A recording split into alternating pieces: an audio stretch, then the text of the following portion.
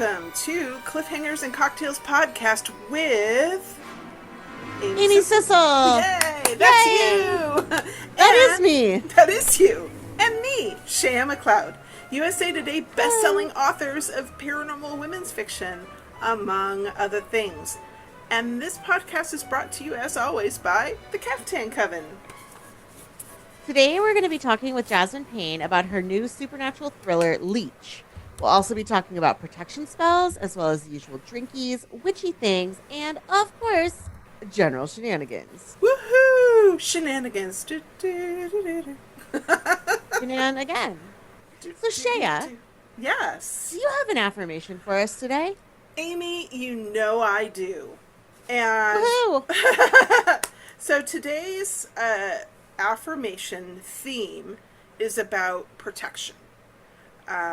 Lots of stuff going on in the world. Lots of stuff going on for a lot of people individually.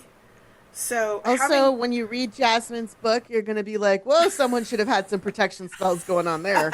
Exactly. And so I found kind of searched online and found some different affirmations, and I really liked this one. I am surrounded by a powerful force of protection and love, keeping me safe and secure in all situations. I like that. Yes, it's really nice. And I like to kind of pair it, like one of my strongest personal protections that I use is just imagining myself inside like a bubble of light. And for me, it's like a purple color. Mm-hmm. For other people, like it's a white light or whatever. But for me, it's purple. Myself a Piña Colada mustache. Woohoo, yum. Well, that's the best kind of mustache, really. Come on. So yeah, if you do something like that while you're doing the affirmation, it can really set you up for a good day. It cannot, however, protect you from Piña Colada mustaches. Sorry. Guess I should have gotten a straw. That's why I use a straw, because if I'll end up wearing it otherwise. Yeah, so today, obviously, we're talking about protection spells and amulets. Yeah, no, I was so excited when I pulled the script up for this, because this is actually something that we've been talking about within the Caftan Coven with our third member.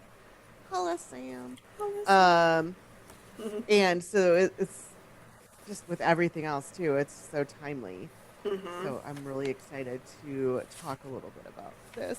Yeah, because like I said, this is things are chaos all over the world. They're really chaos here in the U.S. But it's even when things are chaotic, it's even more important than ever to protect our energy and our emotional and mental well-being. And that can be really difficult. You can take on too much of what's going on, of that negative energy. So it's really important. I think part of our job, or at least I feel that part of my job as a woman, as a witch, is to put out as much positivity and good stuff into the world as I can. And so it's really important for me to protect myself from all that negativity. And that's exactly what these spells and amulets, like protection spells and amulets, were designed for. It's to shield your energy or your space, like your home space or your workspace, and your loved ones from negativity, malicious intent, or even spiritual harm. And these things date back pretty much Forever? Yeah, forever. Pretty much forever since we've been human. And pretty much every culture has them. Like any I feel like a very visible protection thingy bobber is like the evil eye. Yes. Like that's such a visible, I think, well recognized amulet that it protects you from the evil eye.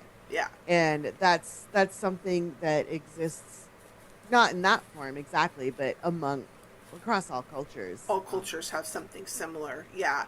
And common methods, also include protective herbs and crystals and wearable items, like either like the evil eye, like you said, or some, whatever similar symbol, or like exactly, or like a charged. Sometimes people will charge a piece of jewelry that they wear frequently, and that will be sort of their amulet. Yes, perfect. It's a black tourmaline, right? That stone. Yeah. Yeah, and that is, it's supposed to tourmaline.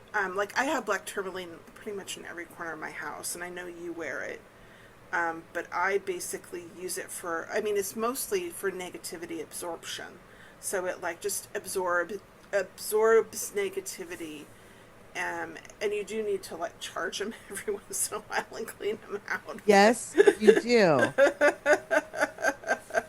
Ask me how I know. How do you know? Because it kept breaking off. Yeah. That's how. They will break once they've absorbed too much. Yeah, that's the... I'm much better at keeping them cleansed at this. Yes, anyway. So, besides black tourmaline, yeah, what other crystals can we use, Shea? Well, there's a lot of them, Amy.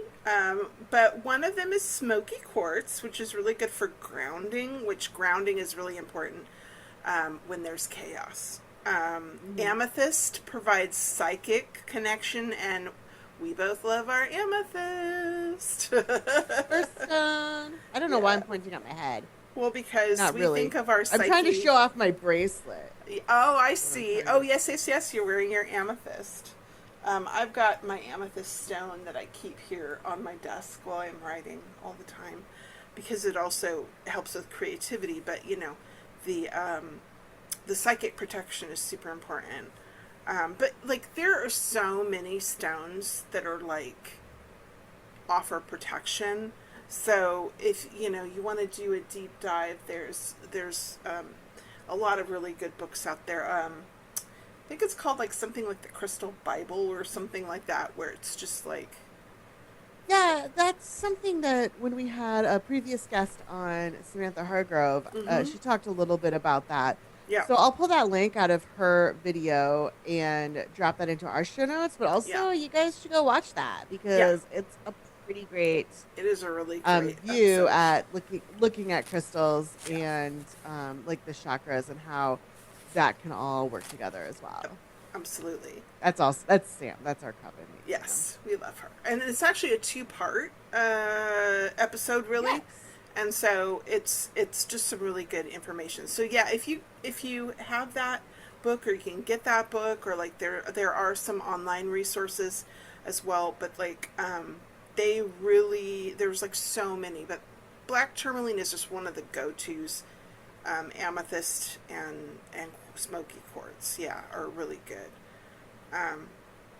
You can also do like a candle ceremony too. For protection.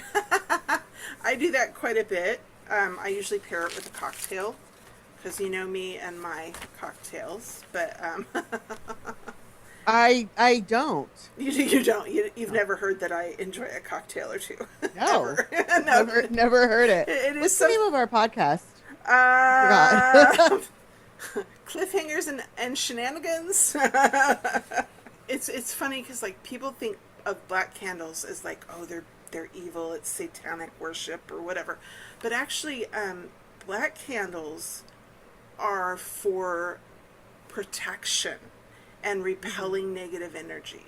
So if they're the go-to candle. If you don't have black candles, you can use white is kind of an all-purpose candle. You just basically, and this is kind of how I do it, and it's really simple. You just light the candle, visualize the flame sort of burning away all that nonsense, negative nonsense, kind of creating this sort of protective bubble. And really that's it. But you can also kind of circle it with salt for protection. You can even, there's a link here that we can put in the show notes from Candle Magic for Busy Witches. They have really short little spells, which is really fun. And they had a little spell like, no harm shall reach me, no ill shall stay, this flame burns bright to keep them away. So if you like to do like a little rhyming ritual while you're doing your candle magic, you can do something along those lines. You can create your own even better. And then And it doesn't have to rhyme. and it doesn't have to rhyme. Like a lot of times I'll just have like just a simple like sentence that I say or something, or I'll think it in my head. You do get bonus points though for limericks. Yes. Yeah. You know what? I'm going to compose a limerick, Oh, a do that. protection candle spell limerick, and then I will make sure that I share that when this episode comes out. Yes, please. I want, because I do love a limerick. I do love a limerick. And now you have an amulet that you like to wear, like, I do. This yeah. it's a piece of polished black tourmaline. Mm-hmm. And then it's a raven skull, a silver raven skull. Mm-hmm. But I wear these together Mm-hmm. because the raven is kind of like my the animal that I really identify with. Corvids in general, ravens and crows. Mm-hmm. So I love that, and then it fits like they didn't come together, but it fits perfectly. Oh, it just sitting does. on the point of the tourmaline. It would look Yeah. like they almost do I together, but they're the first time I saw it, I thought they came together like that, and you're like, no, I put them together, and I'm like, that is so cool because they're perfect.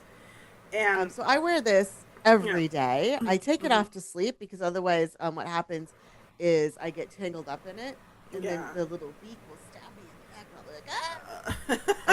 and we don't want that. So if you have a piece of jewelry that you like to wear all the time, you can literally charge it and make it a protection amulet. And just do that by passing it through the smoke of your candle flame while focusing on a protection word. So you can like combine your candle magic and I was Is that just how to you say would cleanse it as well? that's how I would cleanse it as well. That's a good way to cleanse it. And if you don't have a selenite plate to recharge the crystal, I have a selenite plate. Yeah, You but should get a selenite plate. you should, and it doesn't have to be big. Like, or you could buy like a little bowl, or just like a little. You know, it doesn't have to. Mine's a good square. I don't know, 6 inches by. No, it's not 6 inches. It's probably about 3 by 3, I think. So it fits a few small crystals on it at once, but just place it overnight and it'll be charged. But yeah, this doing a little smoke cleansing will really help, and then recharge it on your selenite plate would be optimal. And so you can buy an amulet that's already designed for purpose, or you can create your own. And I always think there's a lot of meaning behind creating your own. But you do you, boo. You do you. Yeah, we're not here to tell you how to witch. We're just here to Exactly. help guide you along the way. Exactly. Give you some ideas that you can take and make your own. There's also one of my favorite ways to dispel negative energy that's built up throughout the day or whatever is to do either a bath or shower cleansing ritual. And now I know that you have something to talk about, a special recipe for a salt scrub to help remove those negative vibes. Yes, I Tell do. us. I find I used to use these a lot when I would take baths, Mhm. and I would just put the salts. I would have my own salt mixtures that I would put into the bath with Epsom salts and a few other things. But I don't have a bathtub anymore, and so I've been thinking about this, and I was actually doing some research on this not too long ago, and so I was excited when I saw this in the script today. I'm planning on making a salt scrub that, first of all, it's great for your skin. Oh, so yeah. you're exfoliating. You're gonna just glow anyway. But it's so easy to make a salt scrub. Absolutely. And I've made them when I was really a DIY kind of person. I used to make these for people for presents all the time. And I'd get like cute little jam jars. You take basically, let's say, a cup of sea salt or Epsom salt. I prefer Epsom. Sea salt is good as well. You need a quarter cup of some kind of oil. And that kind of binds everything together, so you're not just rubbing dry salt on yourself or wet Ooh, salt yeah, in that the would be shower. unpleasant. Do you have an oil you so- like to use? Is there one that you prefer? I like avocado oil, Oh, okay. jojoba, olive oil can work. Coconut oil tends to make things a little gloopier. Yeah.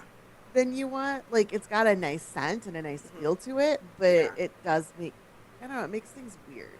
So any kind of like oil that would make you feel happy. But jojoba is a really good one. Avocado is a Hmm. really good one. I've done them with Um, olive oil. That's I don't. I've never thought to do it with avocado, but I do have avocado oil. Hmm. Olive oil is great too. There's a lot of olives here. I might do that for Hmm. this one. Mm. And then um,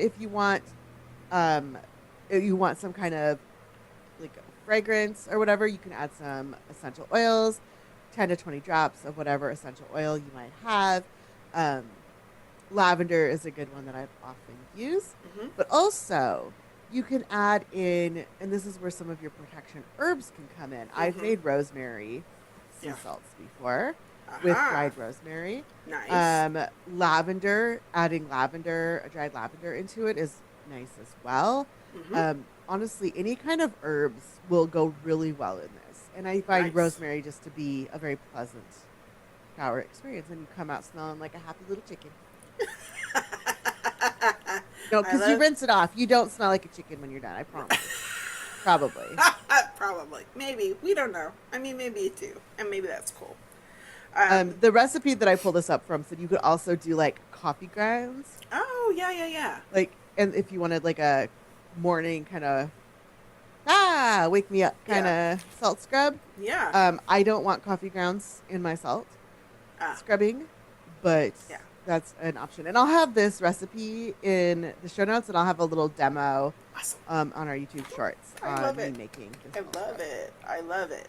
Yeah, and speaking of herbs, sage is a really good clearing herb. In Hmm. fact, it's commonly used in smoke purification rituals.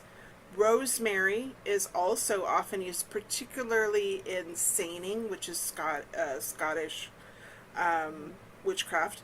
But it's a good protection, so like I say, perfect to put in salt scrub. Cinnamon is actually really good for protecting your spiritual energy. So, like, put it in your coffee or whatever. Um, Angelica root. So there's a lot. There's so many different herbs and spices and things that have protection power. So you can burn them. You can, as like an incense or for smoke cleansing, you can wear them in a sachet, like tucked in your pocket, or grow them, not throw them I in like. misread the script earlier. I thought Shea wanted us to throw them I at mean, your if you front really door. want to throw your herbs at your front door, feel free. You do you. But I would recommend maybe growing them at your front door. On the first of the month, I think, is when you do their cinnamon over the Yeah. threshold. Yes. And when we first started talking about that, I never had ground cinnamon. I only ever had cinnamon sticks. So I always thought I could just chuck cinnamon sticks at my front door. So See? it still works.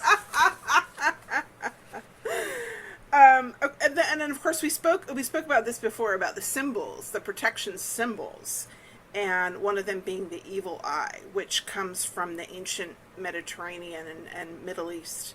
And it's just a charm against envy and ill intent. And if you're not familiar with the evil eye, that circular image that has like the little black people in the middle, and then a light blue around it, then a white, and then a darker blue. And you see them a lot in like bead form or whatnot in various shops. But I found this awesome at pagangrimoire.com. I found this awesome, and I'm going to just show it for those of you who are watching so you can see what I'm talking about. It's just a little diagram, I guess, or image of Infographic? infographic. That's the word I was trying to think of. Which is just about different protection symbols. So they have the Hamsa, which is the palm-shaped amulet from North Africa and the Middle East. The Eye of Horus from ancient Egypt. The Triskeli, the Celtic triple spiral. Witch's knot, which is an endless knot that's used to bind negativity and guard the home. And of course, there's some runes here There's the Algies. algies Yeah. and the ingus. There's a couple of runes there. There's the pentacle, also. The five-pointed star that is within a circle. It guards balance and protection. Tayet, I hadn't heard of this one, Tayet, but it's an Egyptian knot of Isis. Ooh, that one's cool looking. Yeah, that one's really cool. It's hard to describe. It almost looks like a person. Almost looks like a person in like a robe, like a hooded robe, but it's actually a sort of a knot. I did think it was a person in a hooded robe until I read the description. I know. And this will be up on our socials, so Yeah. you'll get to see it. Yeah. Go And, zoom over to Instagram. yeah. And then there's the labrys, which I'd also never heard of, which is a double-headed axe from Minoan and Greek tradition. So there's lots of different protection symbols and that you can pick from. That if you can pick something from your heritage, or the pentacle is kind of and the witch's knot are kind of all-purpose. I mean, the witch's knot is tied to Celtic tradition, but like the pentacle is an all-purpose. Everybody gets to use it, sort of a thing. Well, and I think that a lot of the Celtic stuff is not part of closed traditions. True. So I don't think there would be any reason to avoid Celtic symbology. When you're looking at Norse and Scandinavian runes, it's not closed traditions necessarily, but you do need to be very careful with them because they have been appropriated by white supremacists. Yes. So before you get any runes tattooed on your body, make sure you just do a real good internet search that you're not accidentally aligning yourself with. It's terrible that this has happened. It's so sucky. I hate that.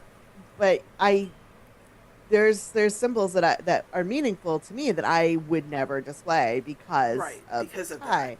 Yep. So, but again, not closed. Just Right. don't use it for equal. Yeah. That would be my recommendation for all.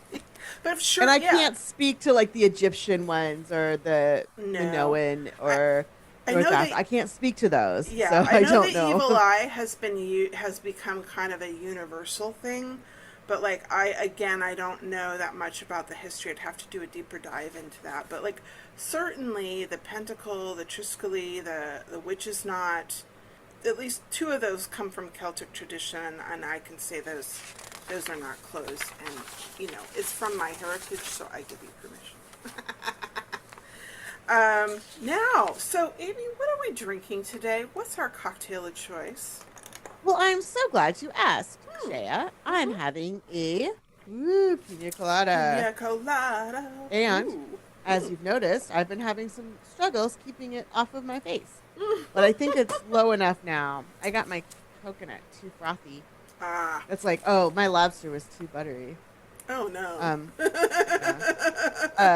And this was what Jasmine had said was one of her favorite cocktails. Yes. And we did not fight her on this. No, not at all. She had some of it with us when we did her interview. It's the same thing. I added all the ingredients to like a blender. I measured with my heart this time because I was like, I've made this enough times at this point. I think I know what I want. And I just, so you've got your rum for cleansing and protection. So right along with the theme here. You've got your pineapple juice for also pineapples are for protection as well. Coconut is used in rituals for cleansing and protection. I also made mine with my heart. Mm-hmm. At this point, I mean, I do make drinks with my heart still. I know that it sounded in recent episodes that I have started measuring more and appreciating that. But I today I made this with my heart. Mm-hmm. And I don't blend mine because, as we discussed before, I do not like blended drinks. So I just did equal parts rum, pineapple juice, and cream of coconut, and then squoze a half a lime into it and shook it. But I did a dry shake of the coconut first because coconut can get a little gloopy, as we discussed with the salt. We did. And that's been a problem with the last few times I've made pina coladas is gloopy coconut since I'm not putting it through a blender. Right. So I did a dry shake of just before I added the ice, Um, and it got super frothy, like when you do an egg white drink, yeah. and you get all that extra froth. Yeah. Gives you a mustache if you don't have straw with You you. don't have a straw. But I like to have a little bit of that lime juice in there. Mhm. I know some of the more traditional recipes call for fresh pineapple and simple syrup. Yeah. But since Shay and I both use pineapple juice instead, Yeah. then that takes the need for a simple syrup away. Absolutely. And I garnished with a lime, but you can't see it anymore. Yeah. When I did the one for when we were having the interview, I decided instead of using ice, I'm just going to use frozen pineapple, which texturally worked great. But the problem was using both pineapple juice and frozen pineapple was a little too much pineapple. It was very acidic. Like, acidic going down, I should say. Mm-hmm. Like, you could feel the burn. So I'm like, oh, maybe I should have used water instead of pineapple juice. So this time I went back. Just a little simple syrup. Or yeah, something like that. I needed something. I needed not to use pineapple juice if I was using pineapple. So, so this time I just went back to my old way of doing it. Yeah. Well, speaking of pina coladas and Jasmine's favorite cocktail, should we go talk to her? I think we should. Let's do it. Okay, everybody, thanks for joining us. We're talking to Jasmine Payne, who I met through a really cool writers group, and I knew the minute she spoke that we needed her to come on the pod. So thank you for joining us, Jasmine. Thank you so much, Shay. So happy. I felt the same when I saw you on the group. I was like, oh, I love her energy. Remember I told you? Yes, I do. Yes. Yes. I was like, this is going to be a fun one. So, Jasmine Payne is a Guyanese author, editor, and communications specialist whose debut psychological thriller, LEECH, published in 2025, breaks new ground as the first of its kind written by a female author based in Guyana. Her writing journey began early, crafting novel-length stories on fan fiction boards and in well-worn notebooks passed among classmates in high school. She was first published at age 11, winning the UNICEF Environmental Awareness Poetry Competition in 1999. Jasmine holds a BA in English from the University of London, Goldsmiths, and an MBA in Marketing from the University of Bedfordshire. She brings 15 years of journalism experience and more than 8 years as a professional editor, working across journalism, business, and creative writing. Her work has been featured in respected anthologies and publications, including Guyana at 50, 50 Women, 50 Years, Gem Magazine, and Lady Magazine. Her short story, Another One for Mother Moon, was also shortlisted for the Guyana Annual Competition. Named a 2025 Influential Women Leaders Award recipient, Jasmine is also an experienced trainer who leads writing workshops for media professionals and aspiring creatives. Deeply passionate about storytelling in all forms, she continues to mentor young writers across the Caribbean. Her favorite author is Stephen King, and horror thriller remains her genre of choice. And I am mid-LEECH right now, and I am enjoying it so much. And I'm so happy. Thank you, oh my Amy. God, it's Thank you. such a fun, and like it's creepy. Like it's Creepy. I'm assuming is the point. But yeah, it's really like the way it's being set up is unique and pulled me in immediately. I appreciate that. So into this. And It's always good to hear. I just started it, but yeah, like I was like, okay, this is different. Like, ooh.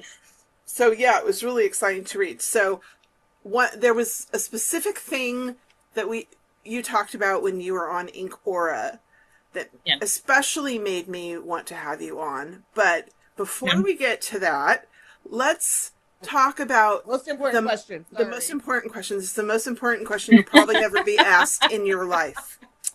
Do you have a favorite cocktail? I do. Yay! So tell us what we're drinking today, Jasmine. Piña Colada. Mine is so plain. I don't have a cherry. Does anybody have a cherry? Nope. I don't have a cherry. I'm out of cherries, so You're aligned. Yeah. You're aligned. So yeah, so the thing that I was gonna talk about, because you're calling Leech like a supernatural thriller, which so Yeah. supernatural fits, but the thing that really hit me was that it was, you mentioned that it was sort of based on Guyanese folklore. Yes. And so that was like, ooh, I'm so curious about that. So kind of tell us, your author journey is a little bit in your bio, but like, I know you have a really interesting journey about how you began writing this book Yeah. and why you ended up choosing self-publishing.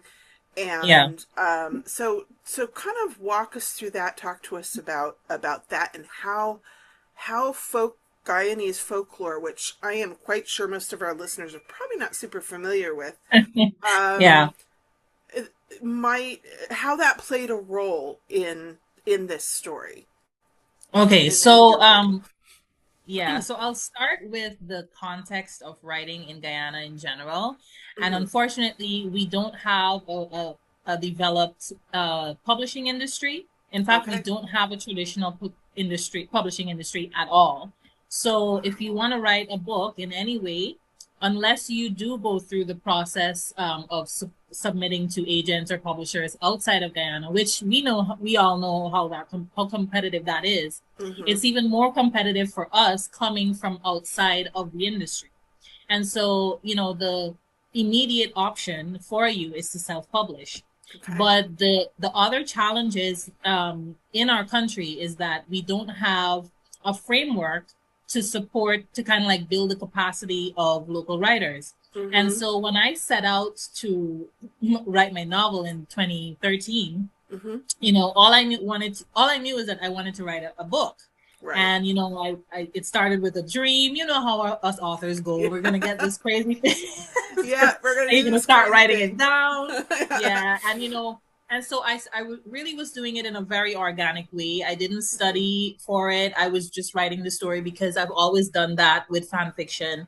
Hmm. But then I realized the undertaking was different because the novel is the novel. Hmm. And so I realized, okay, I have to get some sort of academic support. So that's when I went to study for my bachelor's in English. And I started to understand the structure and what was required. But again, my writing was really slowed across that time because, again, there's nothing really pushing you to it. Yeah. So long story short, between a lot of stops and starts, 12 years later, the book was brought to life, right? And Nice. Uh-huh. but I think it's the best. It's the best. They say everything happens in the right time Yeah. because it's just that it's unfortunate, but that's just how long it took for me to get all the tools to Right. produce a proper book. Because for me, I didn't want to just write another fan fiction story and put it Mhm. out there. I wanted my book to sit next to a shelf with a Stephen King, call me Yeah. ambitious, and be like, yes, this is I this Yes. is mean, yes, self-publishing, ambitious, but good ambition, Good right? Yeah. ambitious. I appreciate that, Absolutely. Amy. Yeah, so for me, if I was gonna do it, and Hmm. because I know Guyana needed it for visibility, Yeah. I needed to do it well. A lot of Hmm. the writers that we have right now come from the diaspora, from outside of Guyana. So I wanted to do something that was homegrown to Hmm. show the writers here that yeah, it's hard, it could be lonely, but it can be done. It's doable. And here's Yeah. how. So that's That's pretty much awesome. yeah, and a lot of authors have pretty much paid attention since I published the book. Hmm. So I would like to think that it's made some good impact. That's Um, exciting. as, That's really yeah, exciting. yeah, as to the folklore specifically, so Hmm. Guyana, like any Caribbean country, we're culturally Caribbean, even though we're physically or geographically in South America. Right. So we've got a very mixed culture, but we have a rich folklore culture. Hmm. And so, because our folklore comes from the indigenous people, the African people, the Indian people, Hmm. the Chinese people, who are all mixed in the country. And so, excuse me, so we have so much of those stories that we grow up with, that we grow up learning. But for Uh-huh. me, yeah, so for me though, the I don't think that they're developed enough because fireside stories, they're pretty short. Yeah. They've got a straightforward story and that's it. And for Yeah. me, I wanted to see like an origin story of a Guyanese folklore monster.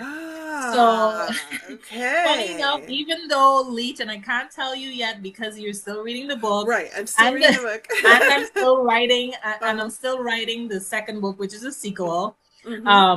But basically, this is the origin of one of Guyana's most famous monsters called the Jumbi. Okay. Right? All right. Yeah. So the Jumbi is like an unrested soul. Right. Right. Okay. He's so kind of like a poltergeist. Okay. But they could be very violent. Most times they're very violent. They take many shapes and forms. So I pretty much started with a very layered version of how we make a Jumbi. Okay, yeah. That is super cool. Yeah, because when you talked about that, you didn't say specifically like which folklore it was or what it was. So I was so curious about that because I've always been like a kind of a folklore mythology junkie. Oh, but I'm super into. We both are. And so I can tell you guys some more stories later on. I love that. Love that. Yeah, so I was like all the stories, please. Yeah, all the stories. Yeah. And it's like obviously there's so many, from around the world, and it's like one of the coolest things for me about becoming familiar with authors from different areas is they bring different ideas and ways of telling story. And I have a friend who is from Guam, and when she writes a novel, it has such a different feel of storytelling.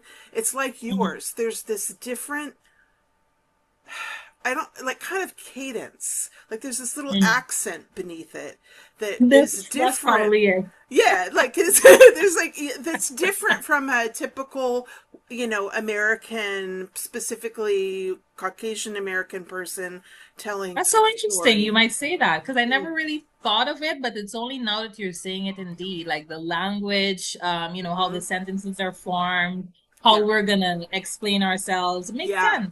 Hey, yeah, and I love reading stories like that are just. They're just told in this slightly different way that is very unexpected. And I just think but they're still relatable, understandable. They're still, human, but they've got this slight accent. They've got this little accent to them. Yeah. That is like so different. And I just love that. Now I'm going to think about that all the time. I love that. We talked about how this is a supernatural thriller, and that part of it is that drew you to this is because we're very interested in telling the folklore and more origin stories. But that could have gone in a different way than supernatural thriller. So why the thriller aspect? Because there's a lot of ways to go in folklore. You're right. Saying, as I'm not intimately familiar with folklore. No, you're right, and I love that you're making me think about it. But now that you mentioned that, indeed, it didn't start off as a psychological thriller. It started off as a full gothic horror because, 1800s, 1800s Jack the Ripper type gore. So it very much started out like that. And then over the years, my taste, my interest, I matured, everything kind of changed, and I started to just add more elements. And coming down to the end of it, I realized first of all, it was a different time. So I realized that, it might not age well. And I think that's something that you have to think about as a writer in the modern times. And so I realized, I did have to water it down a little bit because I'm so dark in my head. So as I started to trim out, I started to trim, I was like, all right, this is sounding a little softer. Yeah. We're not in horror space anymore. Yeah. We're in we'll just take this and put it in the drawer. Yeah, exactly. So that's pretty much. I'm happy you asked that question because it reminds me of just how much the novel has changed over the years. But it's the best version of what it is now because it gave me a sequel. So yeah. Yeah. Well, I think it's Excellent. harder for women in general and Black women and women of color in specific to be able to Yeah. write that harder, gorier horror and not be Yes. looked at askance. Yes. Because Askance Yeah. is a good because you word. can have a white middle-aged man horror writer write things that are cringe-worthy regardless of True. when. That True. should I not read some be of them. out there. I do too. I mean, Yeah. you said I read everything that Stephen King had ever written up until Yep. 2012. Yep. And so yes, I know what he's put out there, and I think that he Some. can put stuff out there Yeah. that none of us could. Some of the things I'm reading, like right now, I've been reading a lot of Paul Tremblay. I don't know if you've heard of him. A Head Full of Heard of him, Ghosts. but not read anything. Yeah. So he takes some risks, and I'm reading, and I'm like, dude, like what? I don't know. And you're right. Yeah. I'm not sure if I would be able to get away with it. I mean, there are other things that people might ask questions about for me, and they have asked me, like, why, as a Caribbean colored woman or Black woman, are you writing about a white man from England? Right. So I think questions will always come to you, and it's also one of the things I had to kind of decide how I would answer it, because I mean, we're a little stuck on what Caribbean stories are supposed to look like, and my story does not fit the mold at all as Which a I Caribbean think is cool. story. I mean, Right. So it they like depends to on it pin us depends on in your boxes. circle. Yeah. Yeah, it depends on your circle. So externally, people are going to be like, "Oh, this is great," but internally, they're going to be like, "Well, but this doesn't fit," you know. So it's a balance. I think either way, you're going to be judged, you know, and especially as a female author as well. So Yeah. that's a good point with me. So you might as well do it.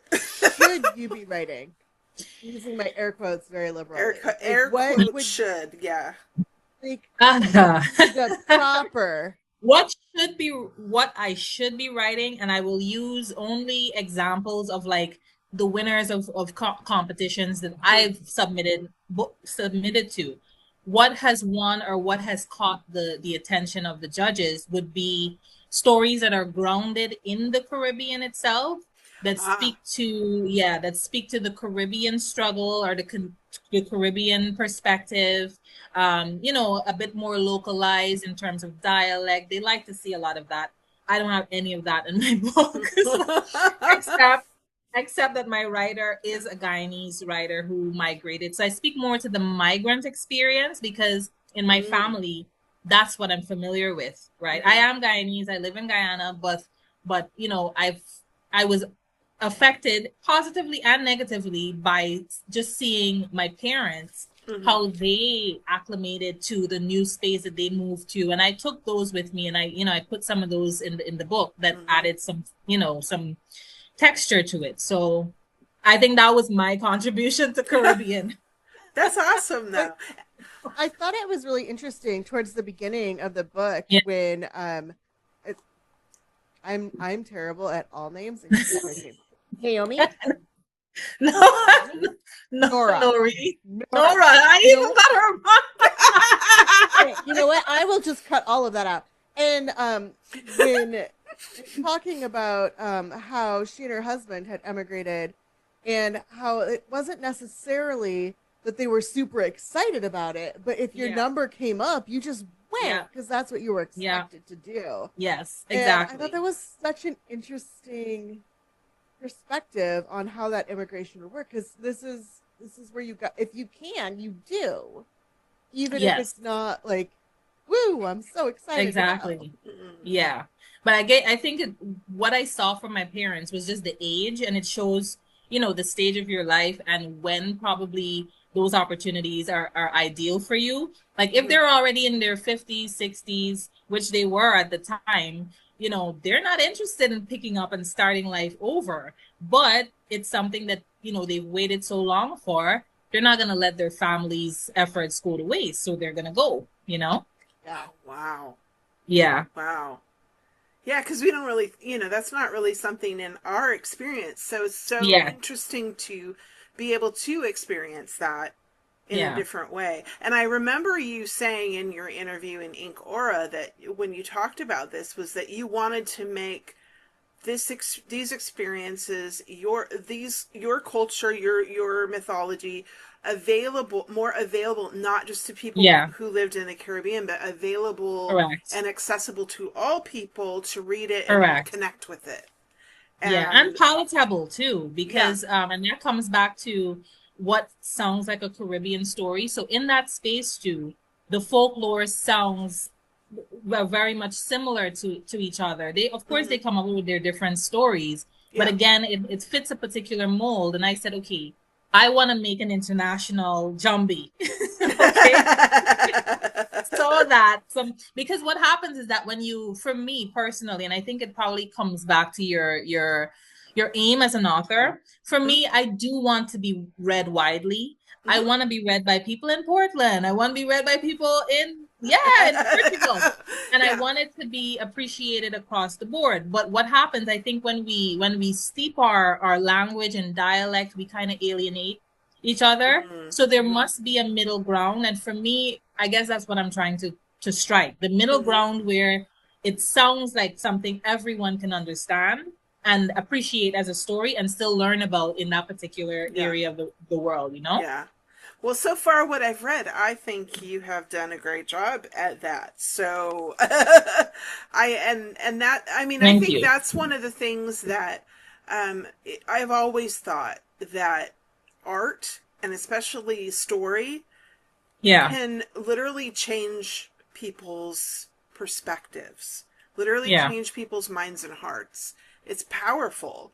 And Yeah. so by being able to make it something that people who have zero experience with your culture and folklore can understand and embrace it is really, really cool. It's really, really Yeah. powerful. And it makes me think a little bit more about my stories and how I tell them, and are they accessible to other people in other cultures as well? Am I Yeah. sharing with them in a way they can understand?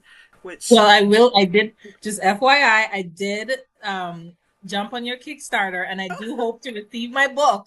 you will, So you will. Yes, yeah, you I can will be tell reading me. it and I'll tell you. But I think and I think that's another reality for countries that are not as big as the US or, Hmm. in Europe and so on. I think in general, we are trained from very early on to be influenced by Western culture, right? And that's Mm. not necessarily a bad thing. Some people benefit from it in terms of exposure, but other places you see their culture getting wiped out by Yeah, it, right? But what yeah. I'm saying is that at the end of the day, with the fortunate thing for you as a writer in America is that Mm. when you do send your stories out there, it's more understood than a story from here because That's it's true. already what we're taught to consume, you know? Right. Well, So yeah, it's just, through media yeah, and it all is that. what it Yeah. is. Yeah, it is. Hmm.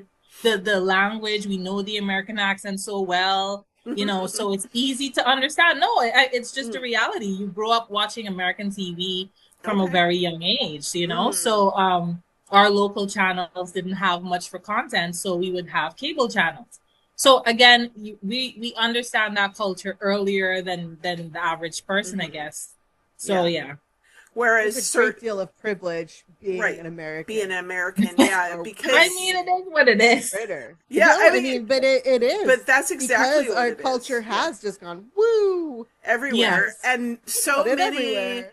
so many of us are insular, sometimes not through choice. Like I remember when I lived in London, so many people being shocked. Like at that time, like only 30% of Americans had passports. And someone said this to me Yes. and was so shocked by it. And I'm like, but think about how big our country is. And the fact Yes. that most people get 1 or maybe 2 weeks of vacation a year. Yeah. Yeah. So they're going to go to their families if their families Yeah. live far away, or if they're going to Or travel travel, to another state. right, travel to another state. We can go to Hawaii Yeah. without having a passport. Um, Exactly. and so a lot of them just don't. because I remember being surprised by that too, Yeah. but easily understanding why, because I mean it's so big, and Yeah. indeed you Yeah. just hop a state away and you're in a different time zone. So I know. Now, of course, So for many me, time zones. yeah, so many. Yeah, how many time zones again? Yeah, I mean, you can literally be in a completely different culture. We have very distinct yes, cultures as well. yes. But Either way it works. Like you yeah, stay home, you're still exposed, you go out, you get more exposure. It works. exactly. And I think that's Yeah. really important to be Yeah. exposed to other ways of thinking besides just your little bubble. I am really curious about like any kind of research you did for this story or any story that you've done. Like, what's your most interesting bit of research that you did for something that you wrote? So definitely, I mean, because Leech has taken up such a big chunk of my life, and I'm just such a slow and tunnel vision writer. That's probably why I can't write anything else, at the time. But if this is my project, if this is my working project, this is everything for me. So definitely all the research that I put into this book.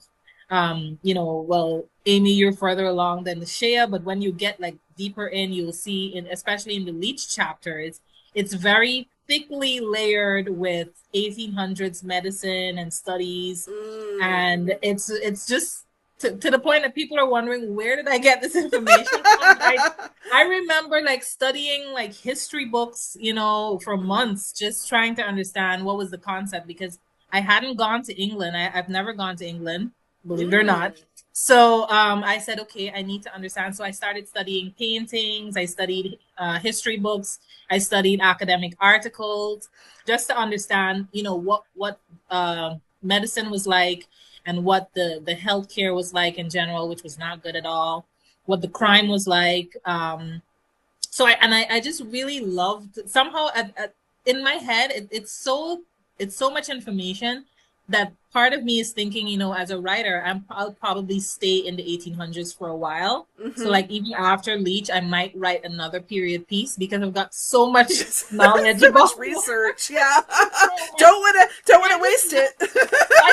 It's really annoying too, because like when I look at shows like Bridgerton, I'm just like, that's not accurate.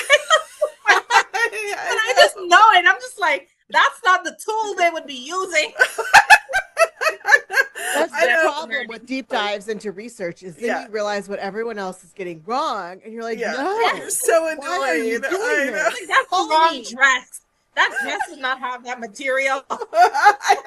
And it comes back to like the modern writing for the modern time, because there are some things that would happen. Like I explore the concept of race in that book, and as you know, 1800s Britain was not the most inclusive place. Exactly. So I do explore it a little bit, but again, those are some of the things I had to soften, because bringing it into this current space, like you wouldn't be able to speak of it even if that's exactly what happened. So I think that's definitely a challenge to trying to stay authentic to your work, because I mean, history is what history is, even if we try to put a bow on it, Yeah, exactly. I'm serious. And I guess I'm one of those writers that have a problem.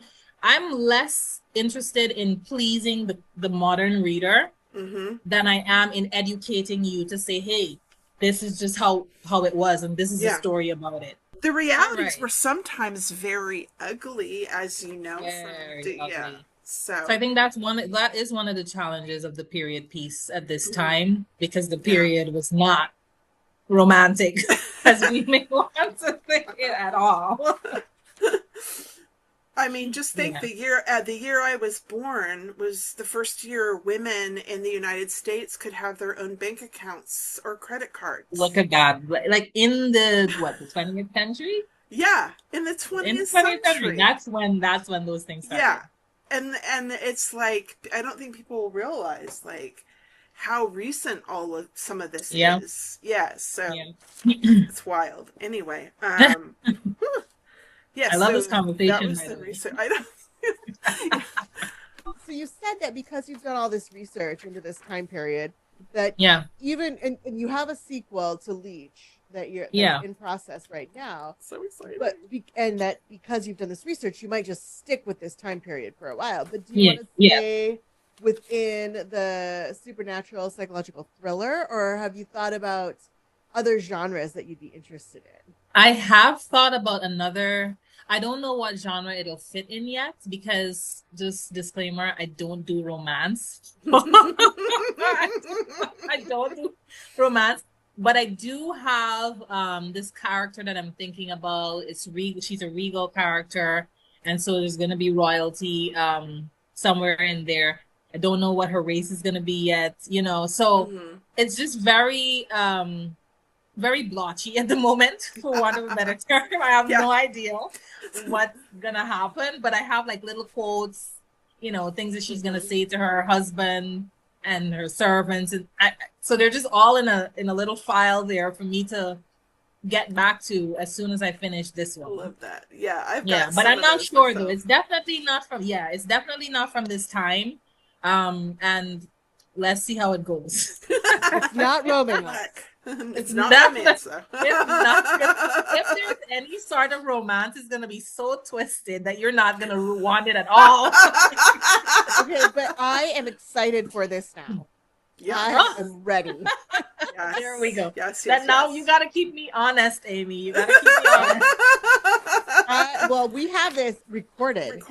So and we always take the snippet and send it to you. Just drop it in. Like, if you are right, if you don't hear from me with the book in a little while, you just drop the snippet in, no context, no words, and I'll be like, on it.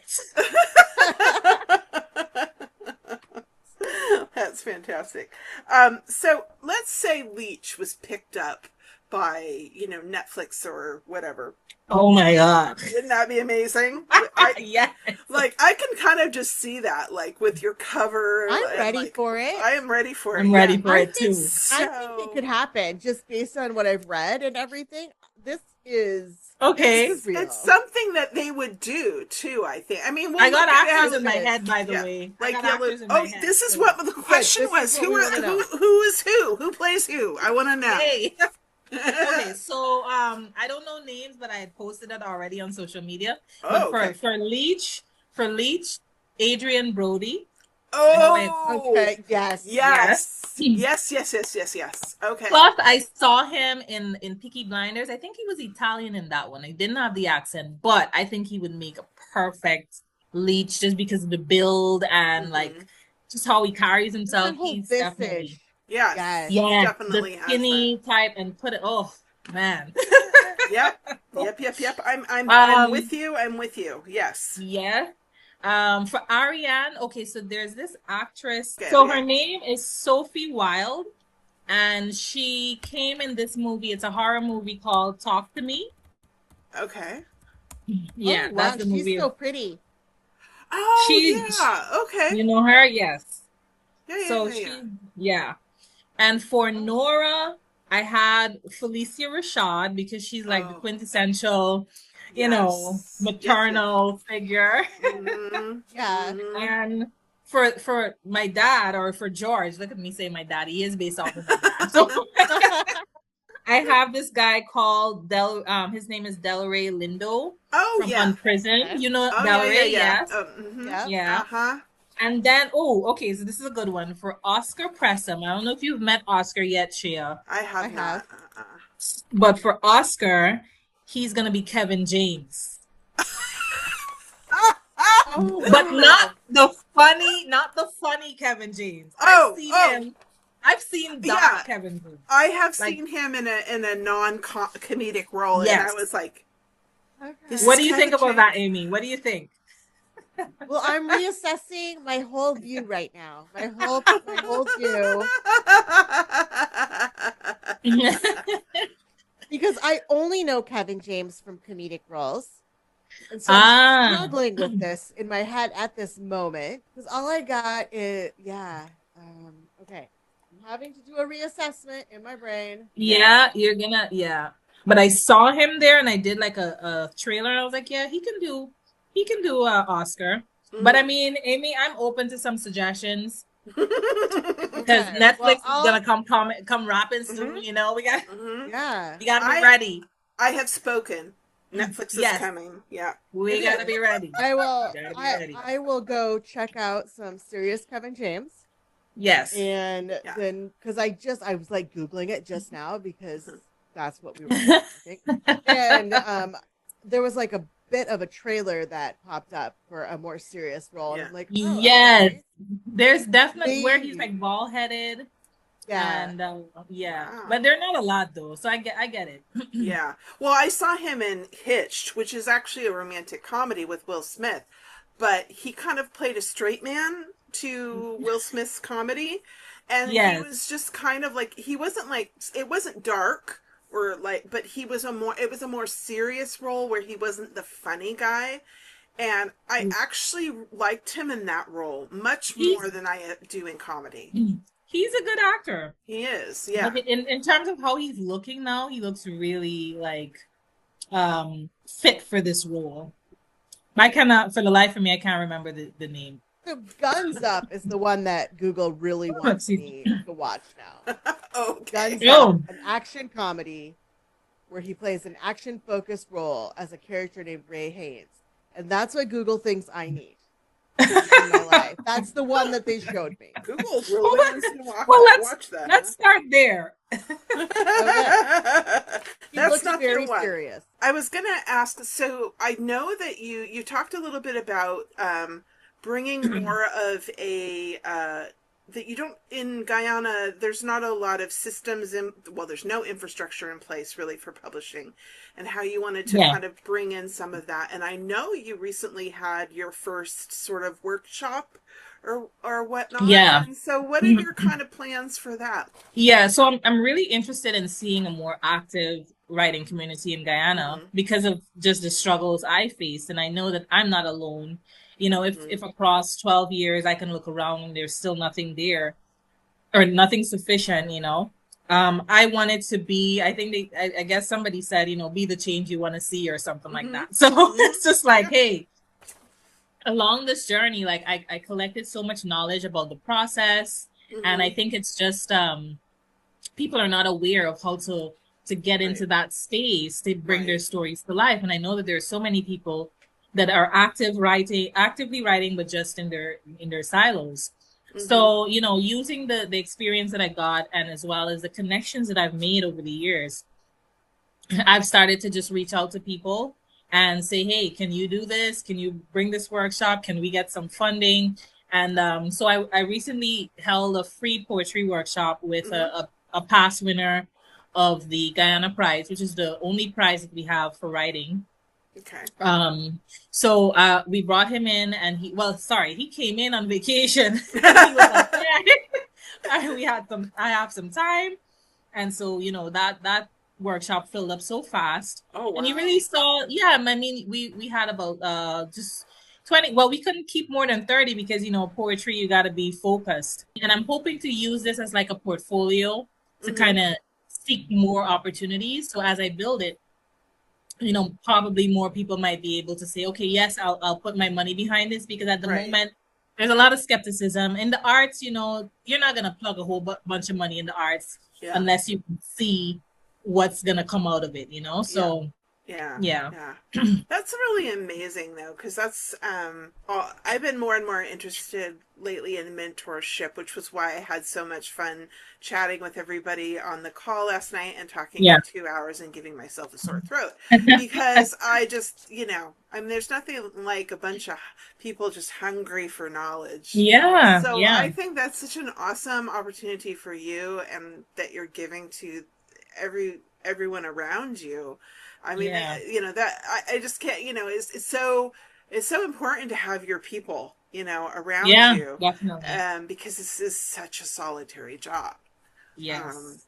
but I had the it's opportunity fantastic. last year to mentor a middle school girl who wrote her first Ooh. novel as Oh my part of goodness, her library program. nice. I They do every year. The eighth graders in this middle school pick a year-long project to work on, and she decided to write a book, and she did. Yeah, I Wrote love a that. whole young adult Yeah. romance. Um, Wow. and it was very sweet. Oh, And I helped her through. She got it published. I helped her through her whole self-publishing process, and Wow. it was so great. uh-huh. And Mhm.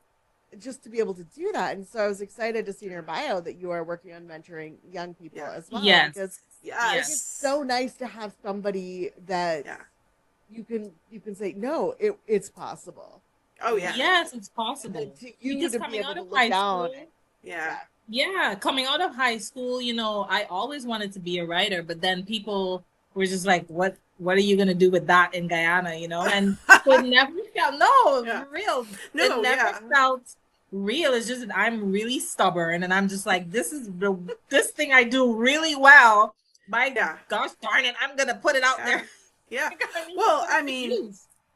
aging myself here, coming out of high school, it was, even though, yes, we had the infrastructure of big publishing, but of Yeah. course, as you know, getting those, even back then, well, especially back then, I don't know, Yeah.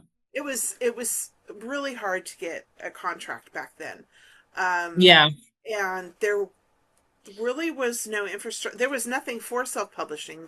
Yeah. Self-publishing. There were no e-readers. There were no, and so people were like, well, you just need to get a real job because Oh. it's, and like maybe you can write when you retire or whatnot. Yeah. It's So, a hobby.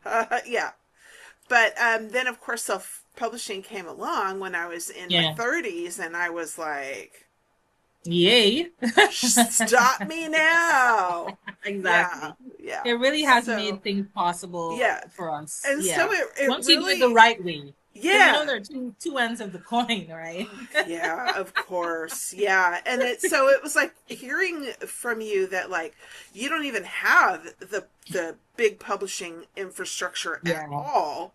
And Yeah. so really indie is the only way, but there's no like shared knowledge. I'm so glad you're doing this because like I would have killed for something like that when I Yeah. was at that stage in life, to have someone supporting my dreams. And it's so amazing that you can do that for others. I mean, I don't know, it's kind of I think important, Yeah, I So, mean, it just comes from a really natural place, to be honest, because again, mhm, it's like you know how you felt and mhm, how frustrating it is. And if we're gonna get older and if our young people don't know how to kind of yeah, build this thing in this yeah, space, and I mean, we're responsible for contributing to it. So if you really love your right, craft, I mean, it's the next natural yeah, thing to do as far as I'm concerned. Like build yeah, it, you know? Yeah. absolutely.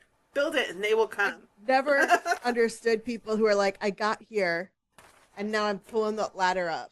Yeah, I've Like, never, this is yeah, fine No, now. I no, don't yeah. we don't understand gatekeep. that.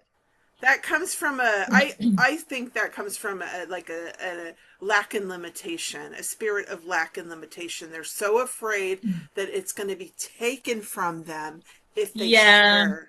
And me, I think it's there's like, no, there's enough to go around for everybody. no And the more agree. we share, the more we get, We Absolutely. I were think that there talking. might also be some insecurity too. Yeah, Like yeah. you might think, oh, this thing that I have, like you said, somebody's gonna take it from me, or somebody's gonna be better than me. Yeah. For me, it's like, no, I can't write like you, Shea or No, Amy. And you guys can't write like me. Why no, can't we all write then? We can all exactly. write. Like there's so much space. Hmm. Like, We were talking to an author not too long ago, and she said that some of the readers that she's talked to, who are just voracious readers, read yeah, a few hundred books a year. Hmm. And she's like, I I don't don't know publish how. that many books a Yeah. year. Exactly. So why wouldn't I want Right. my It author makes no friends to sense. succeed? So, what are your plans for the rest of the year? I know you're working on the sequel. Are you hoping to get that out this year or? I am. My plans kind of are on a pause, or like we're waiting to see like what's gonna happen at mid-year, because there's a Hmm. couple of plans, like life-changing plans that Oh, might okay. happen. So I'm just waiting until the half of the year to decide, what I want to do exactly in terms of the programs that I do for my writing, because I Hmm. do definitely, I'm all for the academics and stuff. I love to study or do something Hmm. like structured when I'm writing. So I'm not sure if that's gonna work out or if I'm just gonna keep pushing LEECH while finishing the book. But either way, I do plan on releasing the second book in the probably early next year. It doesn't look like the end of this year. And then I also don't want to give myself too much anxiety because that is very much me. But I'm also recording my audiobook for LEECH. Ooh, cool. Yeah, like, and the voice actor for LEECH, oh my god. He is like, I wanted to voice the whole thing, but I doubt whether he'd be able to catch the Ariane, the American accent, but he's perfect. So yeah, that's definitely gonna come out sometime this year. Cool. So we'll see how, and other than that, it's just enjoying the journey because I really have enjoyed. I don't think I would, I mean, it's not that I'll never do traditional publishing. Who knows? I would never stop myself from that opportunity. But I really enjoyed how I brought this book to life. And I'm really enjoying this specific journey. Like, it could not have been any other way. It doesn't have to do with sales. It's just like the experience is unfolding very nicely. I feel just so enriched with every connection that I make. Like this connection, like the schools, the libraries. Yeah, it's just so wonderful to interact with. So I feel like I'm living my dream. That's amazing. That's the best feeling in the world. It is. Where can readers find you? Where can they find your book? So the book is on Amazon at the moment. So any of the locations for Amazon, you just search LEECH by Jasmine Payne. And then, well, locally it's in the Book Barn in Guyana and a few cafes. But you know, you can always reach out to me. And I would happily send you a copy. And you have your own website, right? JasmainePayne.com. Well, we'll be sure to put it all in the show notes so people can easily just click and find you. Yeah, great. Well, thank you so much for joining us today. Thank you so much, love talking to you, and we'll have to have you on again sometime. You know, please do. I love to hear more. Yeah, when your next book comes out, I want you back. And don't forget that reminder. Just drop it in. I will not forget. Nudge, nudge, nudge. I will not forget. I appreciate it. Thank you, guys. Thank you so much. And we're back. Yay! Did you miss us? I bet they did. I bet you didn't. Because really, like, we were just here. Yeah.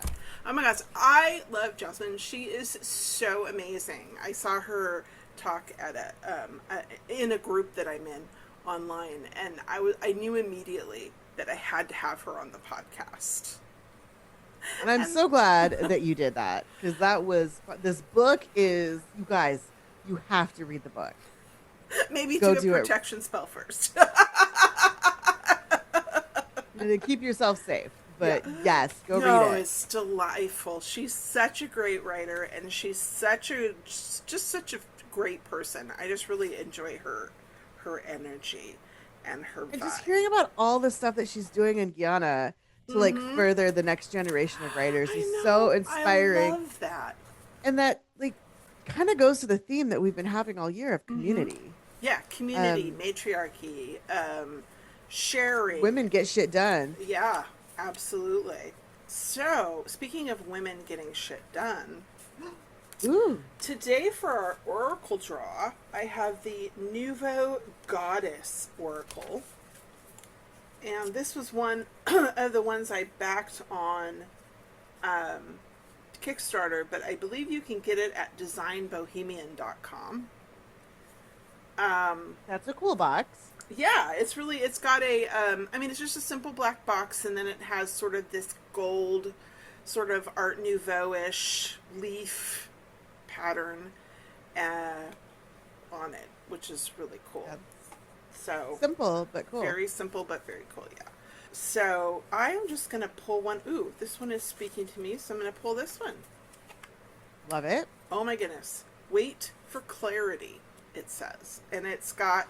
Oh, look how beautiful. Yes, it's got a woman from like, she's got a little bobbed hairstyle, it looks like, and she's wearing like that bat costume. Remember that bat costume from like the 1920s or whatever it was? I do not, but she does look a little like Batwoman. Yes, Like, she looks a sexy, little. that woman. And there's the sun behind her and the rays coming down, and it says, "Wait for clarity." The "Wait for Clarity" card encourages patience and trust in the unfolding process. Sometimes, yeah, right. Sometimes rushing forward without a clear understanding can lead to confusion or missteps. This card gently reminds you that it's okay to pause, to hold off on decisions or actions until the path ahead becomes clear. When this card appears, it's a message to embrace the stillness and allow insights to emerge naturally. Trust that with time, the answers you seek will reveal themselves. Rather than forcing a resolution, let yourself rest in the unknown, knowing that clarity will come when the time is right. This moment of waiting is a gift, giving you the space to gather wisdom and ensure that your next steps are aligned with your true purpose. I like that. That's amazing, right? Like, and I just feel that kind of goes, maybe not so much with the protection theme, although it is a little bit about protecting your energy, because you're waiting for clarity is about protecting your energy and not expending all this willy-nilly energy on, in a direction that isn't the right one. Well, and I think it's important to remember that while you are having a pause, to make sure you're keeping yourself protected. Right, absolutely. And I also think that it really speaks to what's going on right now in the world and in this country that I am in, that we feel like there's nothing that we can do right now. It's so chaotic. Other than the obvious, which is hold your people, love your people, reach out to your people, create your, what was the word I'm looking for? Community? Thank you. Create your community. All I could think of was Coven. And yes, that also applies. Do that too. Do that too. But your community.